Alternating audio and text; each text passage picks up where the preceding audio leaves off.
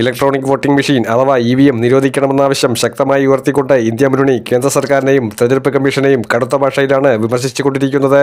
EVM സംവിധാനത്തിലൂടെ ജനങ്ങളുടെ vote അർത്ഥശൂന്യമാവുകയാണെന്നും തെരഞ്ഞെടുപ്പ് ഫലങ്ങൾ മുൻകൂട്ടി നിശ്ചയിക്കപ്പെടുന്ന അവസ്ഥയാണ് നിലനിൽക്കുന്നതെന്നും ഇന്ത്യ മുന്നണി നേതാക്കൾ ഈ വിഷയത്തിൽ തുറന്നടിക്കുന്നുണ്ട്. വോട്ട് ചെയ്യുന്നത് ജനങ്ങളായാലും സർക്കാർ രൂപീകരിക്കുന്നത് യന്ത്രങ്ങളാണെന്ന സ്ഥിതിയിലേക്ക് രാജ്യം തള്ളപ്പെടുന്നു എന്നതാണ് പ്രതിപക്ഷത്തിന്റെ പ്രധാന വിമർശനം. EVMകളുമായി ബന്ധപ്പെട്ട് രാജ്യത്തിന്റെ വിവിധ ഭാഗങ്ങളിൽ റിപ്പോർട്ട് ചെയ്യപ്പെട്ട സാങ്കേതിക തകരാറുകളും വോട്ടുകൾ മാറിയെന്ന പരാതികളും അധികാരികൾ മനഃപൂർവ്വം അവഗണിക്കുകയാണ്. ഇത്തരം ഗുരുതര പരാതികൾ ഉണ്ടായിട്ടും സമഗ്രമായ അന്വേഷണം പോലും നടത്തുവാൻ തയ്യാറാകാത്തത് സംശയങ്ങൾ കൂടുതൽ ശക്തമാക്കുന്ന ഒരു കാര്യമാണ്.